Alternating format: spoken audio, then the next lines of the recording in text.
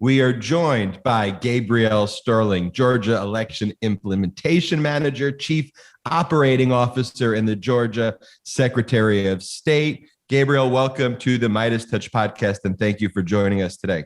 Well, of course. I mean, y'all called me on Twitter. I couldn't say no, you know. We gave you the challenge, but I have to tell you, Gabriel, a lot of people, when we give them the challenge, they don't take us up on the offer. They back down. And we really do want to get a lot of voices out here, because I think what you did particularly, though, was bipartisan in the sense of you stood up against an individual, Donald Trump, who was just telling lies about your state. Despite the fact that you are a Republican, you just said, look, I want to call a spade a spade. That's a lie. We feel strongly about our beliefs at MeidasTouch, but I always do want to get down to the truth and have conversations with not just people in my echo chamber. So I really do appreciate you coming on this podcast today. Well, the fact that you approach it that way is important, because there's so many people that you get into your Facebook and Twitter algorithm and you only listen to people you want to listen to. And we've seen there's Republicans who never deal with Democrats, or Democrats who never deal with Republicans. It's easy to dehumanize and attack people that you never actually deal with. So in COVID time, it's gotten worse because we're even further apart from each other. And we have a lot of people, too, who are our supporters. They call themselves the Meidas Mighty in the community that we built, who are big fans of yours. And, you know, when they saw you tweeting in support of SB 202, they were confused. You know, they had viewed this bill primarily as a voter suppression bill. I had viewed it in my readings as having very problematic areas that seem to be premised on the big lie, but I really want to get down to it. So what you and I agreed, just to kind of put on the record, is we're going to release an unedited portion. We may edit out me saying ums or ahs. You probably don't say that as much as I do, but we want to keep it, the integrity of it. Now I'm going to do it the rest of the time. And we're not going to edit any of that out. And we've agreed, which I think, you know, people who have interviews shouldn't have to agree to, because all conversations in this area should be civil. But you and I both agreed conversation's going to be civil. There's not going to be yelling. So if our podcast listeners want to hear that, there are other podcasts and shows out there that do that. And that's not what we do here. So without further ado, let's get into SB 202. Let me say real quick, the way you characterize me tweeting in support of 202, what I was really doing was saying 202 is not a voter suppression bill. I would not have written 202 the way it is written. Let me be clear on that. There are things I would have done in it. There's things that I personally would have done. And I'm in this weird sort of space because I work for somebody who likes some more things in this thing than maybe I wouldn't necessarily, but I will try to delineate between my views and what the bill does, what people say the bill does. So again, I'm trying to do this in an educational way, but also don't think that I'm sitting there hugging SB 202's neck going, this is fantastic in all parts and parcels. I don't think that. So you're trying to soften up my audience a little bit before we get into it, but I'll accept it. But at its core, though, without getting into it, we should get into the sections. Though, do you believe that there are any elements whatsoever in SB 202 that have designs for voter suppression? Any? Have design for voter suppression? No. I mean, with some of the things, and here's the situation you have, and let's just go into the one that I think is probably the most easily claimed as making an extra barrier that didn't exist before, which is the regulation of drop boxes. You got to remember when we put drop boxes in, and that was really by Secretary Raffensperger's direction with the state election board, we did it under the emergency COVID rules, which allowed us to do that, and the CDC guidance to try to lower the amount of people, you know, interacting with each other. So there was never a legal way to do it before in Georgia until this bill passed. And personally, I would have said the whole point of Dropbox is to have it outside so they can go drop off ballots 24 hours a day. We had them under video surveillance. There was ways to do that better than putting them inside the room. But they didn't exist before. If they had done nothing, if they passed no law at all the drop boxes would have gone away, period, across the board. This one now mandated it for every county to at least have one. So there was 38 counties that had none last time, which was ridiculous. I mean, just so y'all know, our office worked with the CARES money that we got and provided grants to counties to put these out there because we thought it was an important thing to do. But allowing for them at all begins the process. I think they're overregulated in this bill, personally, but I don't think it really undermines the ability over that month-long period to find a way to get a ballot in. So that's why I say I don't think it's a voter suppression thing. It's more of it's not a real hurdle. You can still mail it. You can still drop it off at the office. You can still drop it in their mail. There's just any number of ways to do it. So that kind of thing is there. So let me take that one just for example, Gabriel. Why wouldn't they do, though, if there was not an aim or a design at voter suppression? Why wouldn't they just do exactly what existed in the last election, which is have it there for 24 hours? It's under government surveillance. They understand that particularly people in the Black and brown communities are working during the day, and it may be very inconvenient for them to wait on lines and do it during working hours. So why not just say, look, we want to encourage people to vote at all hours. This is completely safe. Let's keep the drop boxes open 24 hours a day. Why not do that? Because there is a strong feeling amongst the people who were elected in the state of Georgia that the security with the cameras wasn't good enough. But that's false, though, right? But that's a false view. Here's the one thing I will say. There's two ways they could have done it. They could have done what they did, which is said a human being has to be there with it, or they could have say we have to, which would be expensive, doing a live stream kind of thing, and then hold on to the tape for 30 days. I mean, we had people who were very creative in what they did. They got like a deer cam up. This is Georgia, after all. A deer cam, for those who don't know, is when an animal walks in front of the camera, it turns on. So they use those, and there's like $100, but you'd have to go remove the card from it. The reality of an election administration is it's boring, and you have to get deep into the weeds of it. Like you said, I would have preferred to do that, but this doesn't really get in the way of that. But it does provide for a swath of people who were lied to. I'm not arguing that point. A sense of security is there for that. But again, if they'd done nothing, all of these would have gone away altogether. And there was a big move to eliminate them altogether. So I guess my perspective is there was a move in the state Senate. That original bill was just to get rid of drop boxes 100% across the board, which I thought was a terrible idea. And this was sort of the compromise they came to allow them to exist, which I think over time, the reality is they're there. Counties are investing in them. The use of them will be expanded. I mean, that's what's going to happen. But it's still, compared to 2019, this is an expansion of a way to vote. So when you say concerns, though, that people had regarding the security of drop boxes, though, you understand as the person who oversaw it that those concerns were completely unfounded in the 2020, or at least overblown. We did have a couple of people who put in ballots after they're supposed to be cut off. But I mean, it wasn't. The reason we know that is because people made claims that there was hundreds and thousands being dropped off. And the specific one I remember was in Clayton County, which is just south of Atlanta where our airport is. And we held the video cameras. We had to go back and look at all these hours of tape. And we had one person go put one in at 7:02 and we cut off at 7 o'clock on election day. And for election administration, I would have actually preferred we keep the boxes where they were, but we stop taking ballots on that Friday before, because it was a real difficult thing, especially for these smaller counties, which what everybody needs to understand is we have 159 counties in the state. Some are very resourced, like Fulton County, where Atlanta is very rich. They spent $40 million on this election this time. We also have counties that are very small that have county elections directors that are 24-hour-a-week workers, so the counties kind of can get away with not paying them benefits.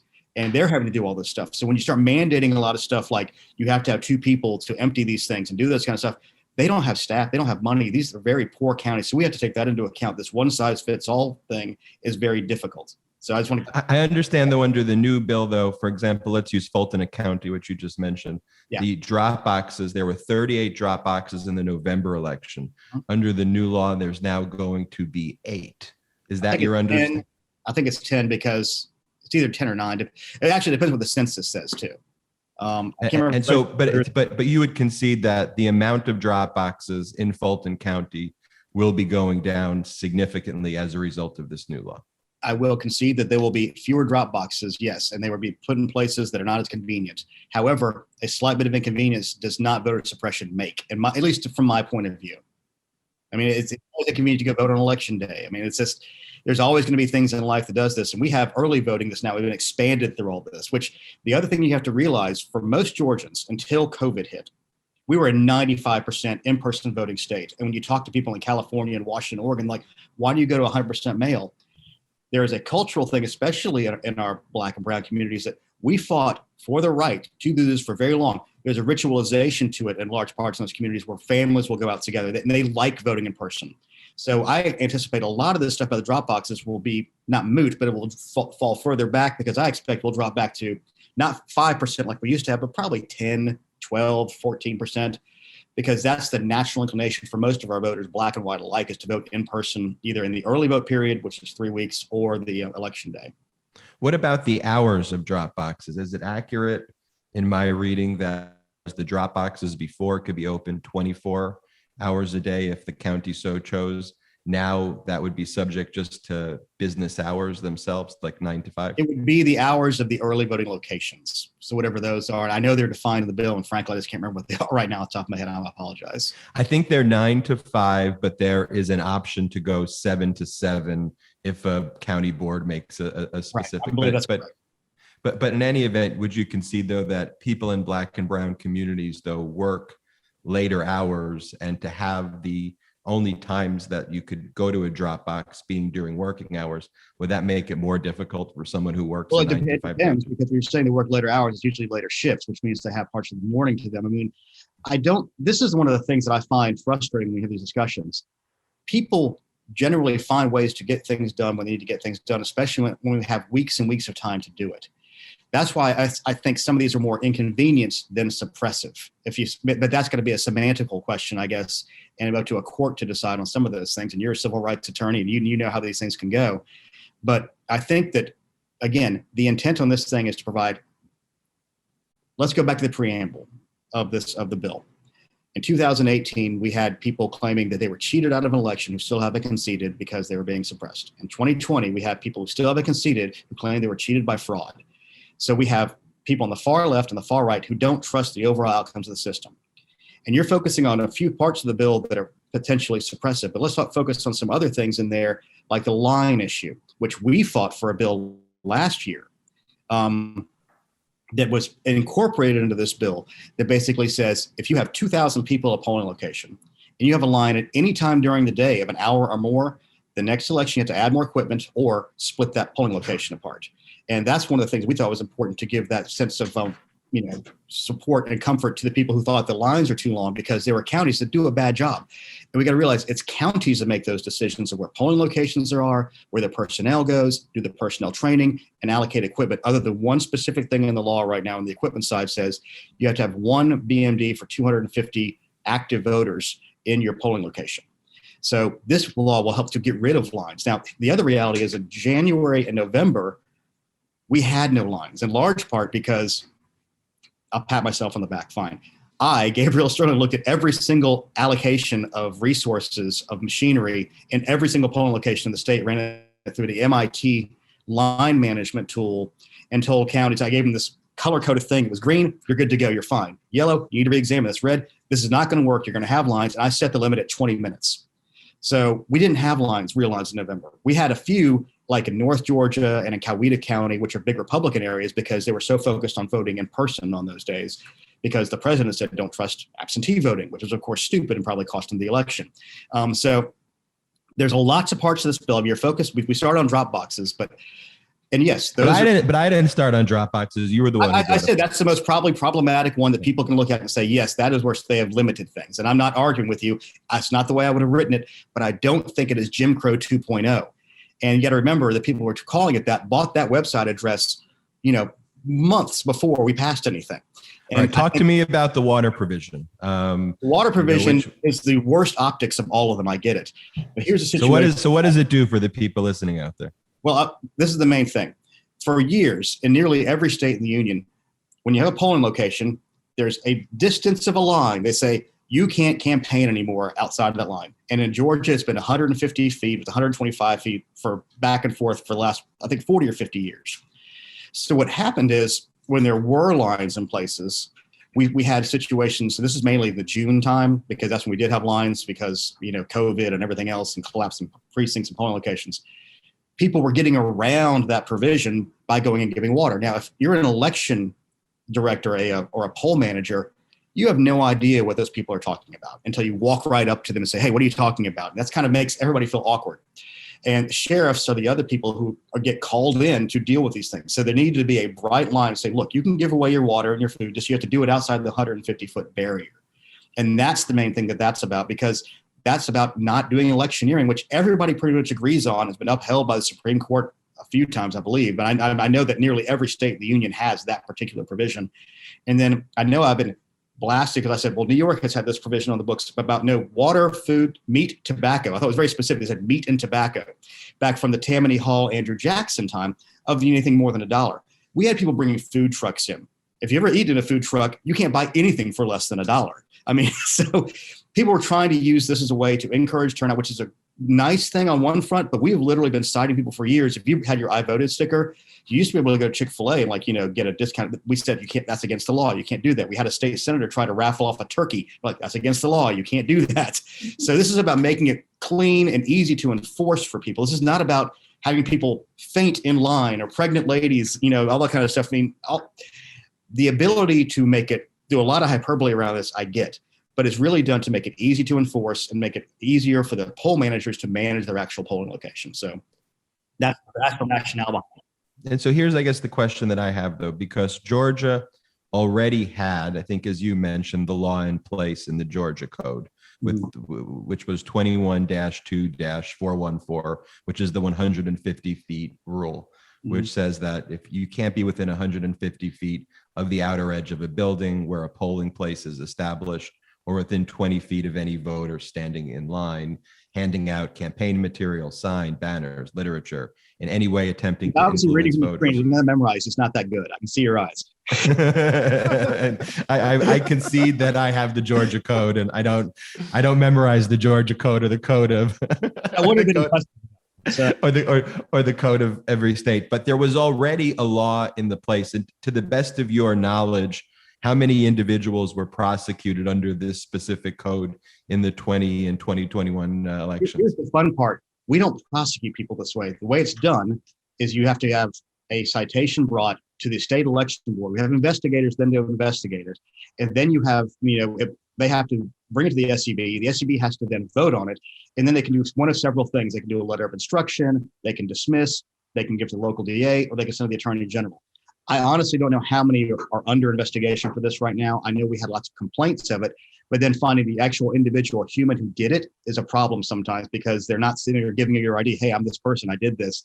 You're normally just trying to keep them at bay. And that's where that comes from. And one of the specific issues we had was sheriffs got called in, and there were people who they weren't wearing specific political things. It'd be the equivalent of somebody wearing a MAGA hat that doesn't say vote for Trump, but it's obviously sending a message, or a BLM shirt that doesn't say vote for Warnock, but it's sending a specific message. And this is where we got into sort of this gray area. How do we enforce this? What do we do to make sure that we're not violating not just the letter of the law, but the spirit of the law? And it basically came down, so we had to do a bright line that says you just can't basically interact with anybody, even if you're giving out food and water inside that range. And I think most people would think that kind of makes sense. And the good part is, like I said, in November and January, we didn't have any lines. Now, one of the issues where we did have lines was in the early voting, because people chose to go on the early voting day on the first day. It's kind of like when there's a big sale. You don't go on the first day of the sale. You're going to stand in line. So you kind of know that's going to happen. But if there's a line that long, it's way past 150 feet, so you can still do stuff for those people there. And the other good things we have now for lines on those early voting days, at least in Gwinnett, Fulton, DeKalb, and Cobb, which are our 4 biggest counties, they have apps and websites where it says, oh, it's 3 hours now, I'll come back later, because you have, at this point in those counties, I guarantee they will have 19 full days of early voting. So that's one of the good things about this. But I'm sure you have other questions, Ben. with respect, though, to the handing out water, under the new statute, is that criminalized? It's criminalized to be in the 150 foot floor, but again, it would still be an SEB violation more than likely. It's not going to be. Now, they could, if you kept on doing it after the guys said stop doing that, then you might have a problem. And I'm sure what we're going to have is we're going to have people who are going to go do it for the sole sake and purpose of getting arrested and making a show of it and getting on Twitter. I know that's going to happen, which is why, again, I don't think I would have necessarily written it this way. But that's probably going to happen because it's bad optics and it's going to get people the great things they're showing. Look, they're arresting people because they're helping people in line. Now, my hope is we don't have lines and that video won't exist. So that's because this office will continue to work with counties to make sure they have enough equipment and enough personnel in place. And one of the big issues we've had with some of these large counties is they don't have enough early voting locations, but we have no ability to make them do that. That's another gigantic misunderstanding about how elections work, at least in Georgia and in most states. Counties run them. We can give them direction. We set up rules they're supposed to follow, but we can't make them do things. And that's one of the other problems we have. We're held accountable for everything they do. Like Georgia's closed 214 polling locations. No, Georgia hasn't closed any. Counties have, and it's mainly large Democrat-run counties like Fulton and DeKalb that have closed them, or smaller Democrat-run counties that are simply poor. They're trying to consolidate places, but they all have the same impact. When you count them up, it looks terrible. Shifting gears quickly to the absentee voting. I understand that under the new law, the period of the absentee voting is truncated. It shortens the duration of the absentee voting period. Under the new law, and just if I'm wrong or right, let me know here, absentee ballots are allowed to be sent out to voters 29 days before an election, which is down from 49 days before an election. And voters are allowed to request an absentee ballot a maximum of 78 days before the election, down from 180 days. And the applications have to be received by election officials no later than 11 days before the election, a reduction from the previous deadline of 4 days before the election. Those are the notes that we've taken from the bill, and that's among some. Approximately right. Now, that was literally, this is one I can speak most directly about because that's 100% election administration side of this thing. The 45 days, we researched it. It was sort of lined up with the UACAVA deadlines, but most states have a 29 days when they issue them out. If you talk to most absentee ballot, companies that do this, most of them, they have a T-minus 29 to do these things, especially in a state like Georgia with runoffs and stuff. But it makes a voting window occur, essentially, where you can early vote, you can absentee vote. It's all kind of in the same time frame, just about. The 180 days is just, you have no idea what the ballots are going to be. No one can do anything with it. It's just kind of hanging out there. So that was sort of a needlessly long election administration thing. Because one of the problems we have in Georgia is we have lots of elections. And we have some good thing or a bad thing, depending. We have 159 counties, okay? So we have special elections that happen oftentimes, and they cross over. And election administration-wise, having this giant 180-day window out there is difficult to manage inside our voter registration systems the way they're built right now. So shortening those down made a lot of administrative sense. This was stuff we were talking about doing starting from the June primary. When we come back, we were going to pass a cleanup bill no matter what, because we were going to learn a lot, because we launched a new system this year. And then through COVID, we learned a lot about absentee ballots and how they all work, because historically, like I said, they were 5%. They were kind of an afterthought to most people. So moving that back to 29 for they were sending them out and to 78, this gave county administrators less stuff to manage, essentially. I guess one of the questions I have there, though, is, you have Georgia Secretary of State, Brad Raffensperger. He referred to the state's existing system. Mm-hmm. That you're mentioning all of these problems, that existed, and you're comparing Georgia to other states until you overload them with 2 million people requesting things when historically it was 200,000. That was sort of that's when it becomes an issue of trying to manage it at the county level. But go ahead. But also comparing Georgia to other states. Mm-hmm. But Mr. Raffensperger, and I believe yourself, had stated that in these elections, the most recent elections, Georgia of all states. Mm-hmm. was the gold standard in the United States and all states of election integrity and of efficiency in elections. Isn't that the case? I hate the word gold standard. And we did it. It was great. Internally, we pulled it off. I mean, we were about to break our elections directors and their staffs and their poll workers, because they were put through the ringer with all the stuff we had to do. And that's the reality we're trying to deal with now. Is they did it. And I love all of them. They went through COVID. They went through being the center of the storm. And even, I'll let y'all know this, even before COVID hit, there's something called Gabriel, which is the Georgia Association of Voting and Election Registrars. Gavrio is an organization. It's a terrible acronym. And they had a big convention in January. And we brought in people from DC to basically scare the hell out of them, because we knew, early 2018, we said that was a really close election. 2020, we're launching a new voting system. It's going to be a tight election.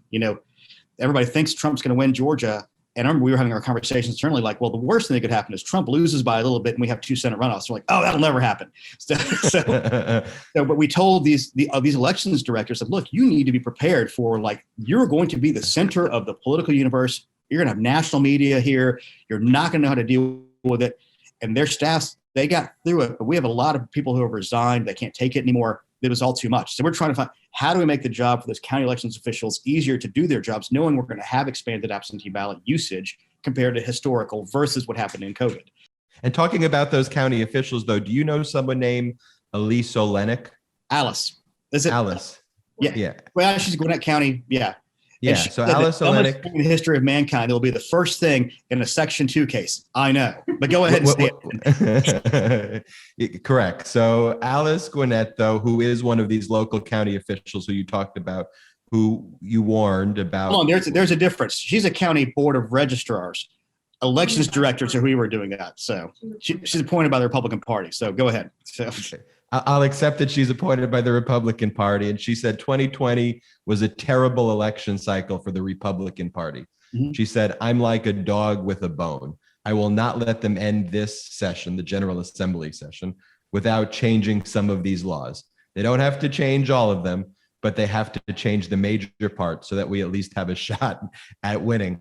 I mean, when Republicans make comments like that, and then there are issues that you take issue with the bill that you just listed, isn't it fair to anybody else out there looking to say, look, they just changed some of these provisions to what they said they were going to do, what Alice said she was going to do. What Alice wanted to do, she was also one who made a claim that there were more ballots than there were votes. And then she withdrew that. I mean, she's a hyper partisan, and I get that. And like I said, it would be the front and center of a Section 2 case. However, she's not in a position to actually do any of that. She's not a legislator. And again, making those statements makes it harder for me to come on here and tell y'all this is not a voter suppression bill. I get it. It's terrible. I mean, when she said that, I went like this. I said, oh my God, just don't say things like that. I mean, think it, whatever, but don't. But I mean, that's the idiotic part. And one of my big problems with a lot of people who have these discussions, especially when the president was saying, don't use absentee, and the Republican Party of Georgia, they dropped the ball. They didn't do a ballot chase program. Their ballot curing program was weak compared to the Democratic Party. They didn't have one really. And the Democrats were prepared for this. They built an entire system on this, and then COVID hit and they were ready to go. And I told, from my point of view, as I was a Republican political consultant before I did all this, okay, voting, these are all just tools. They're all hammers and screwdrivers. Use them, don't use them.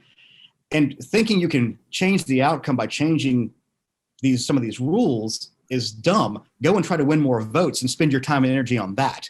So, because I don't think at the end of the day, and I think the bigger part of this is if they did more, which again, this bill doesn't do that much. I mean, you got to remember what they were talking about doing, which was eliminating no excuse absentee, eliminating Sunday voting, cutting back on the days of early voting.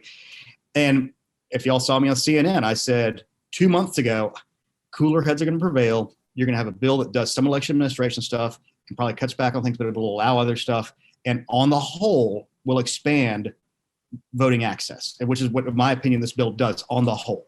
So we won't talk about Alice, but let's talk about what the General Assembly said, because I'll accept that maybe Alice went out on a limb and she said things and she has a history of saying things that she should. But this is what the General Assembly says in the preamble. Okay. They said, following the 2018 and 2020 elections, there's a significant lack of confidence in the Georgia election systems. And one of the instances cited is many electors were concerned about allegations of rampant voter fraud and voter suppression. I think is the rest of that. I can't remember.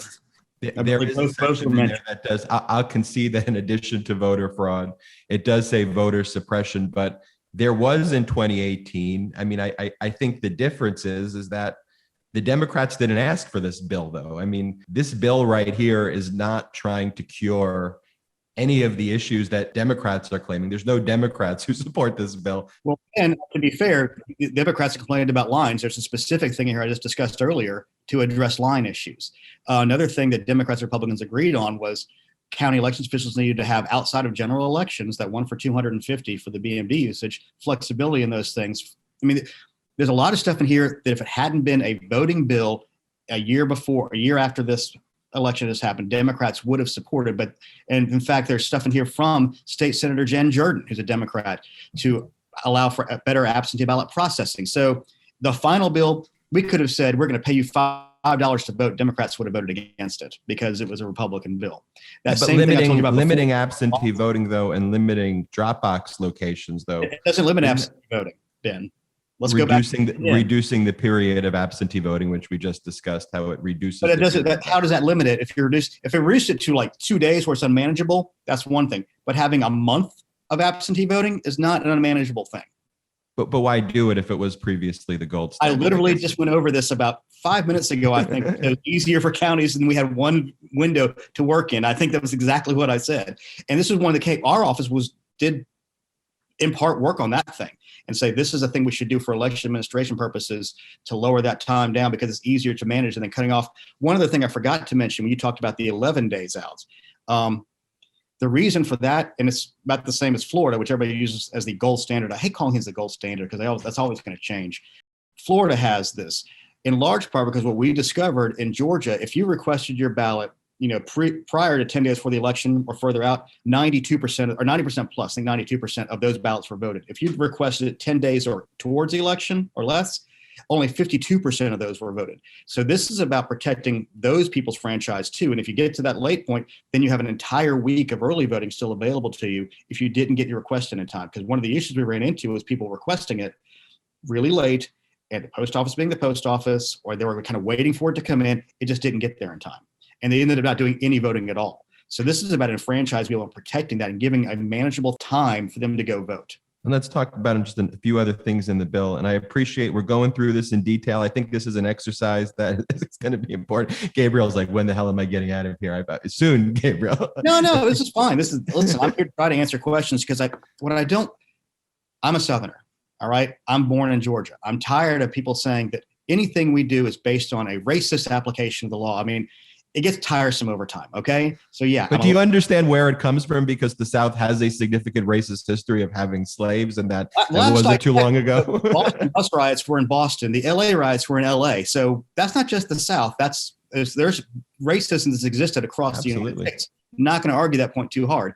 But because my governor has a Southern accent, they claim he's more racist than other people who've done things like this. So I don't believe in those kind of things. So that's why I get frustrated. But I want to come on your show and be as honest and open as I can about this stuff and explain this is not a racist voter suppression bill. This is a bill that does election administration stuff. It does a lot of things I wouldn't do. I would not have taken my boss off the chairmanship of the state election board. That was pure political power play because they were pissed about how he handled the election. 100%.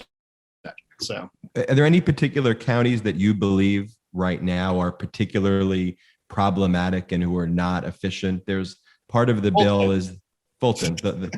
Fulton, the biggest one is Fulton because we've got headlines going back to 1993 where they continually do things. I mean, they did a lot better this election cycle because we rode their ass and we put a state election board monitor in there with them, and they still mishandled things internally.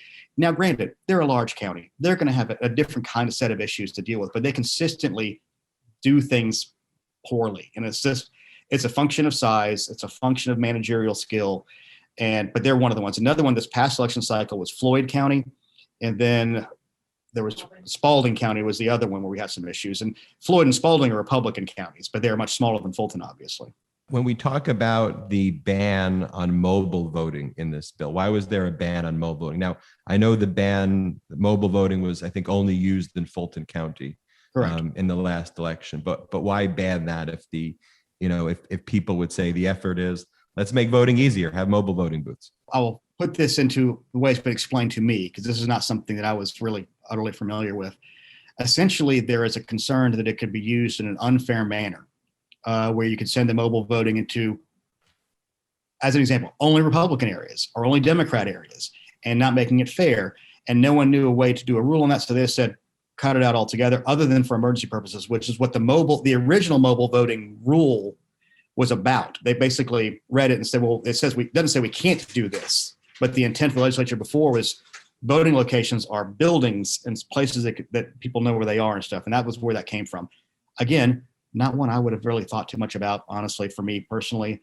But again, that was the rationale behind it. It was something that couldn't be regulated and used in a fair kind of way, potentially.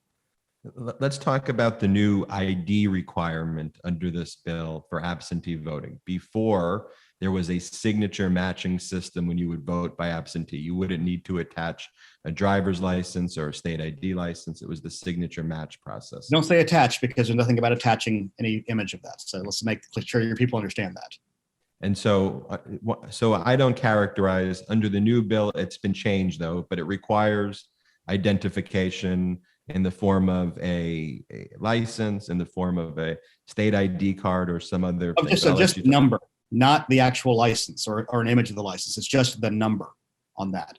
And in Georgia, one of the reasons we can do that is we've had automatic voter registration in Georgia since October of 2016, which is why we're at 90% plus of our eligible voters are registered to vote. That's one of the big things. And that was initiated under Governor Kemp, actually. So when he was Secretary of State. And because of that, we've expanded our voter rolls a lot. And in our voter registration system, 97% of all registered voters have a driver's license attached to them right now. Say that one more time, the last one that you just said. Of the over 7 million, 97% have their driver's license or state ID number attached to their voter file. So that's how we can use this as a really good, unique identifier. We used it in our absentee ballot portal. And that's how I identified people that we built out for the COVID response. Last year, the Democrats, the Democrat Party of Georgia, the Democratic Campaign Committee sued Georgia to do what? Get rid of signature match. And now they're coming back saying, you can't get rid of signature match. That's terrible. I don't think they're saying they love signature match. I think what they're saying is signature match is better than than the change, which would require the voter ID, but I'm not sure they're saying they love signature match in that law. They're now defending it, saying you need to keep it. So we can categorize it love or just like, I don't know.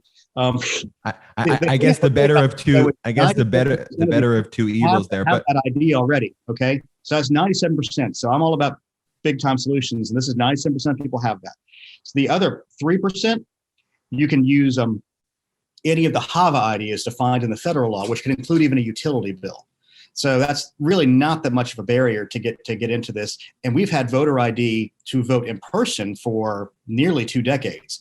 And there's not a single study that shows that suppresses anybody's vote so far. And it's been upheld by the Supreme Court because it doesn't suppress anybody's vote. So making the same level of identification available across every single voting type seems to be a fairness issue, but it also takes away the subjectivity of signature match. I mean, think about this if you're a county election director. You're getting a part-time employee in for 10 or 15 bucks an hour. You got to train them. We had special training done with the GBI for those elections directors to what to look for signature match, okay? Look for the swoops here. Look at the beginning. Look at the end versus look at this number. Is this number the same as this number? Yes, that person is the person supposed to get the ballot. It's a lot easier to manage, and it doesn't provide any real hurdle to the 97% of the voters. And then for the ballot itself, this is for the request side. The good part about the request side is you can do it electronically. So you can take a picture of your application with your whatever your state ID is that's not attached to that. So you can use like your college ID if it's a University of Georgia or something like that. That's allowed. Or utility bill if you don't have any kind of ID with your picture on that's government issued. So you can send that in with that electronically, which is what a lot of people did. And that was one of the things the Democrats did a very good job on their ballot cures. They would take the ballot cure form, put the ID on it, take a picture of it, and send that in, and that was still allowed. So the technology allows for us to be used that way.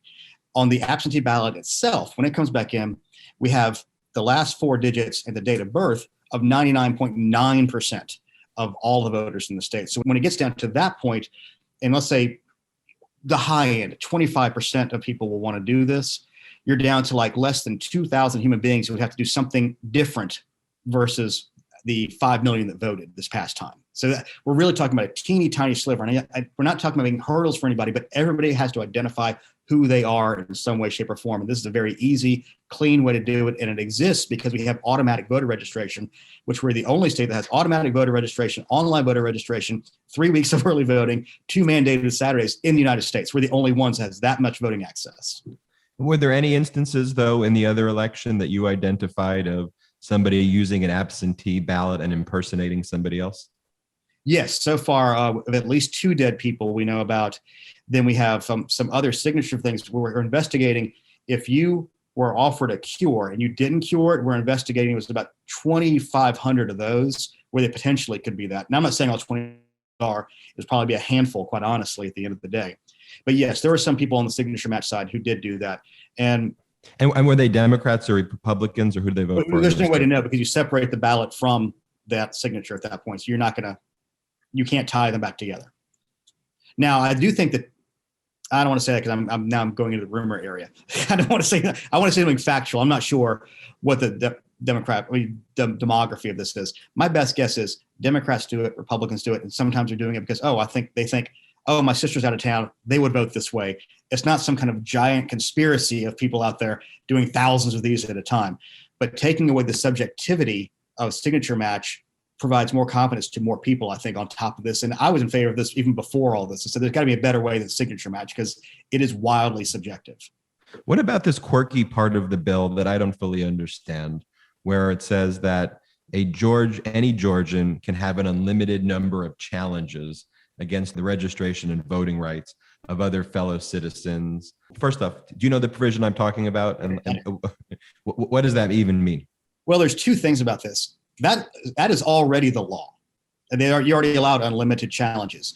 And there's under state law, and it has been for decades, there's two different ways you can challenge a voter on the voter rolls. One is you challenge their ability to legally be on the roll itself, which is like, I know that Ben doesn't live at 135, Briar Lane. So I'm going to go to the county and say, look, I know Ben doesn't live there. And they would challenge you they take you to a hearing at the Board of Elections. You would get notified, and you have to prove potentially that you live there if they thought there was enough evidence from that person challenging you. What we had this past time was outside state groups and some in-state groups challenged thousands of people based solely on the national change of address. Okay. So the second way, and this is to remove them from rolls. Now, if you challenge somebody to remove them from the rolls, federal law, there's a blackout period. You cannot do any removal from the rolls or cancellation of voters within 90 days of a federal election. So in Georgia, that essentially means in any even numbered year, we can't remove anybody because take 2020, the original schedule for the presidential preference was in March. Then we had what would have been the May election was moved to June. And then we had the June runoff, which was in August. And then at that point, you're 90 days out from the federal election for the presidency. And then you had the January 5th. So there was an entire year, any 90-day window, you couldn't have done any of that. However, there's a secondary challenge that says, I can challenge the right of this individual to cast a legal vote in this election because they don't meet all of the requirements of residency.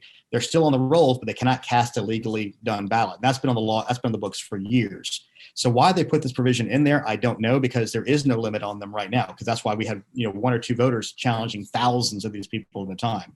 It seemed like overkill to a degree. Understood. And then the last one is the one where I think there's a more vibrant debate out there about the removal of the powers of the Secretary of State and transferring that to somebody who's appointed by the General Assembly. Let me first ask you, do you believe that the Secretary of State was not, it's a loaded question considering you work for the Secretary of State, but do you believe the Secretary of State always tells the truth? Yes. Is there anything in your mind that justified stripping any of the powers away from the Secretary of State based on how the Secretary of State conducted themselves in the prior election and runoffs?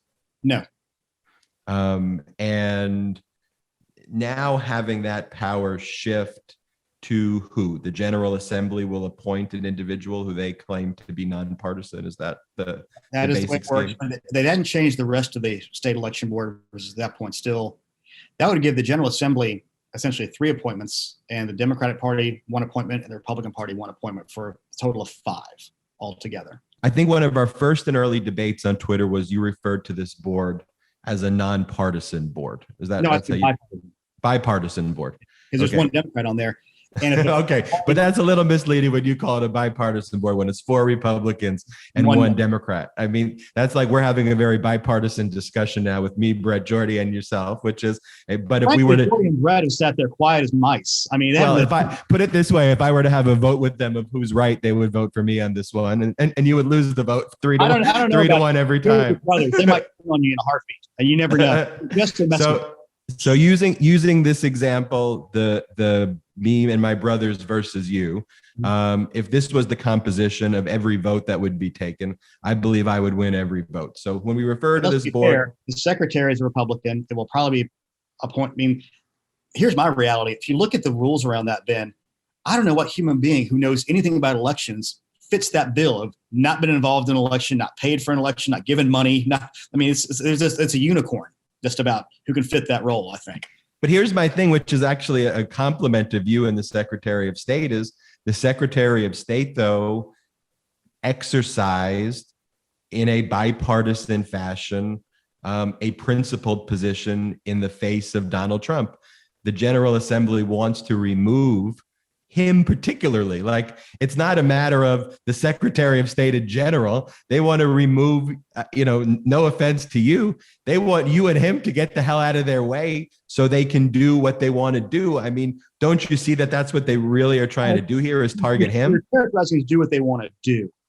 A lot of the stuff that people were claiming on Twitter that like they can throw out election results and change certifications, the Secretary of State still is the individual with the power to certify or not certify elections. That did not change through this.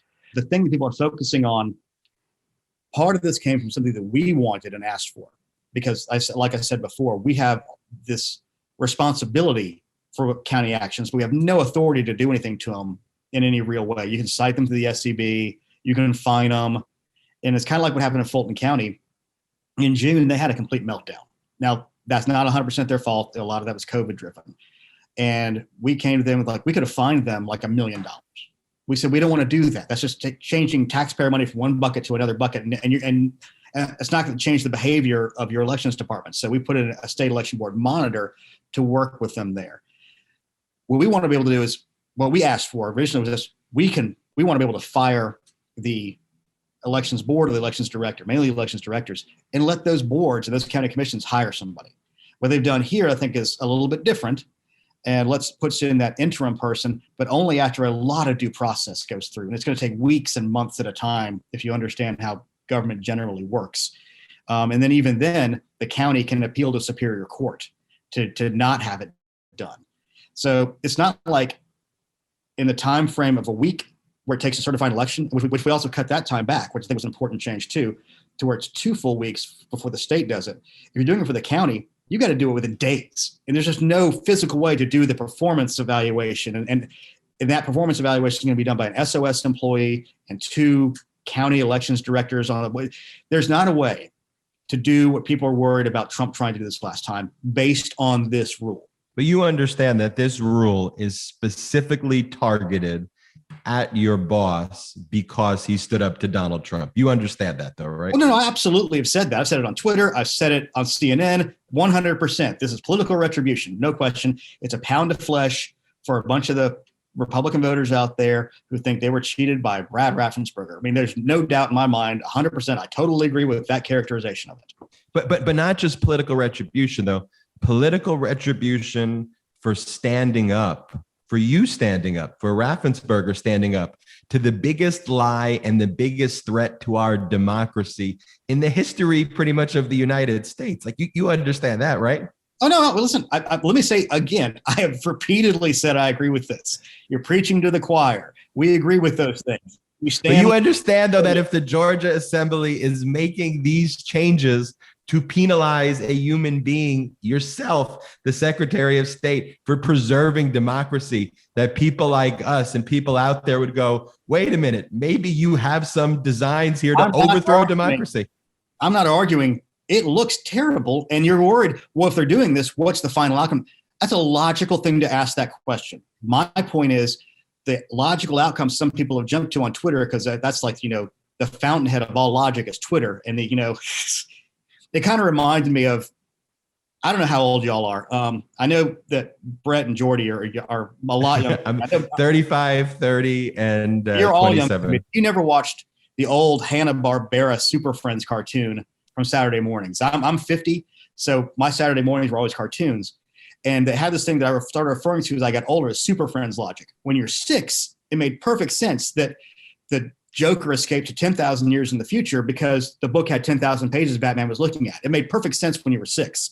When you're 12, you're like, that doesn't make any sense at all. So I call it Super Friends logic. So Twitter is the central focus of Super Friends logic, where you can see one thing and you think, I know it's going to go that way, so I'm going to find a way to rationalize it that way.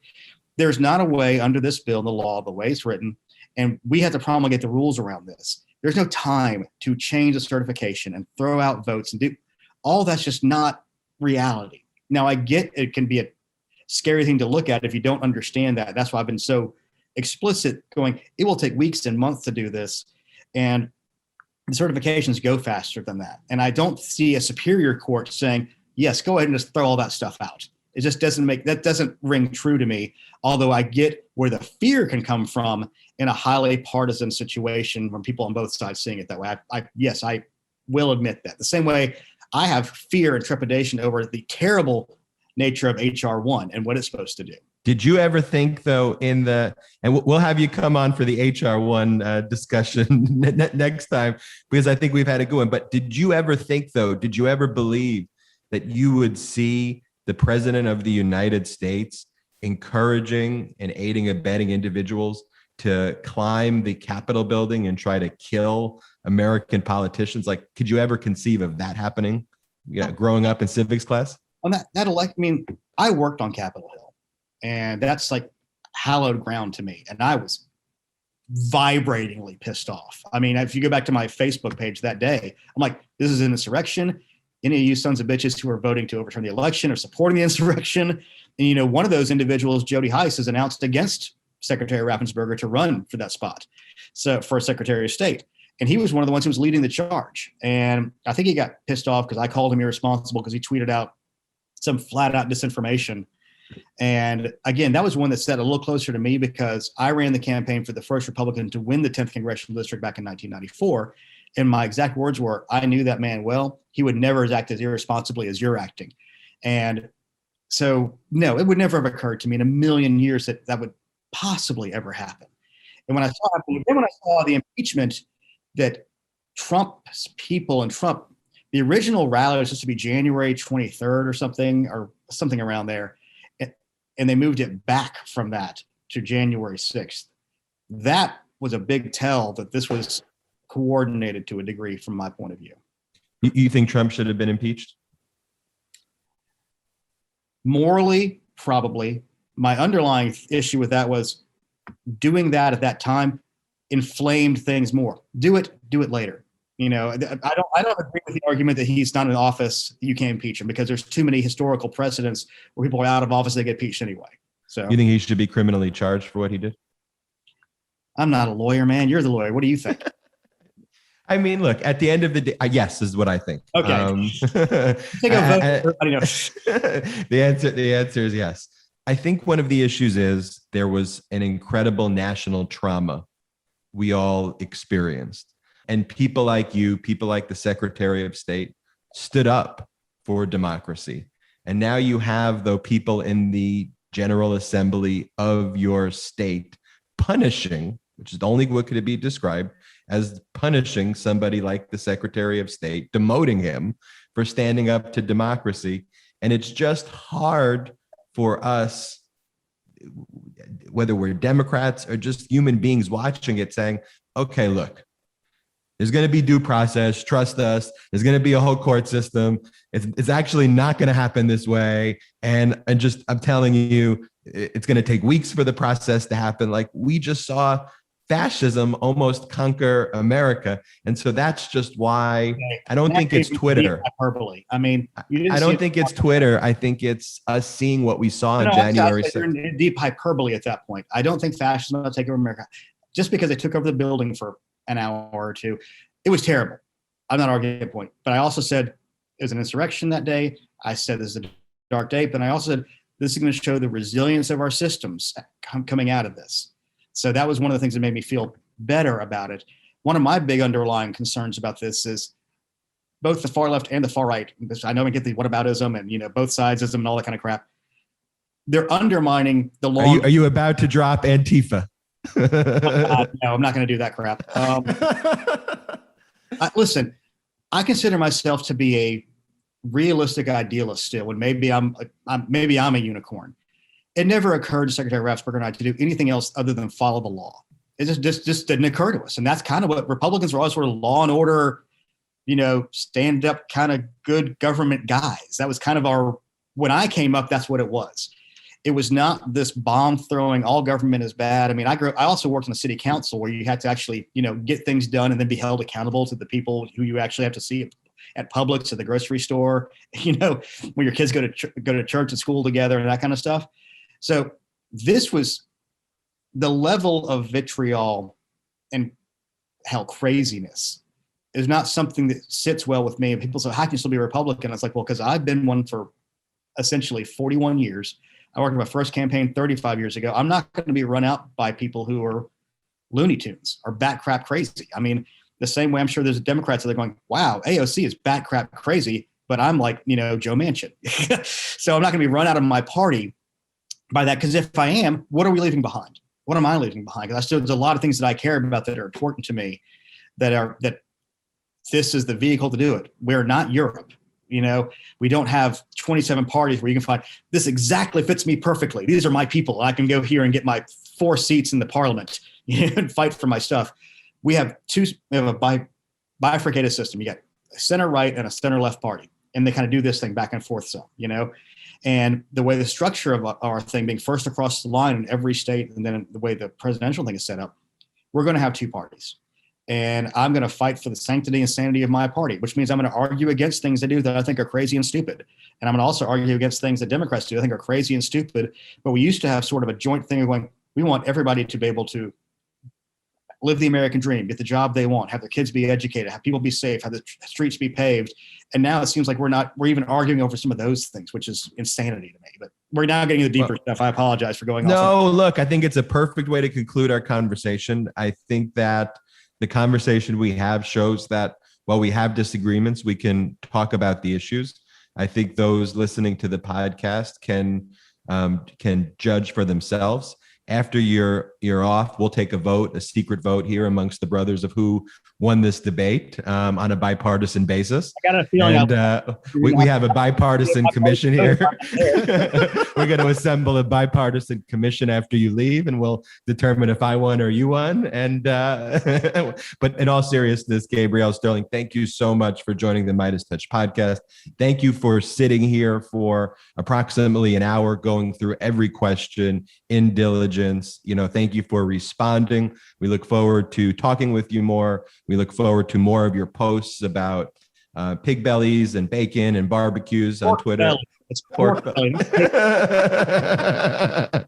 I'm going to spend a lot of time educating you all about this stuff, I guess. So, thank you so much. Everybody loves bacon. We can have a bipartisan consensus on bacon. All right. Well, when I'm in Georgia, we'll have a barbecue together, and you can educate me. I'll educate you, and then I'll give you the results of our secret ballot that we're going to take after. All right. Thank you so much, Gabe. Have a great rest of your day. Thank you so much. Appreciate you. No, that's not America.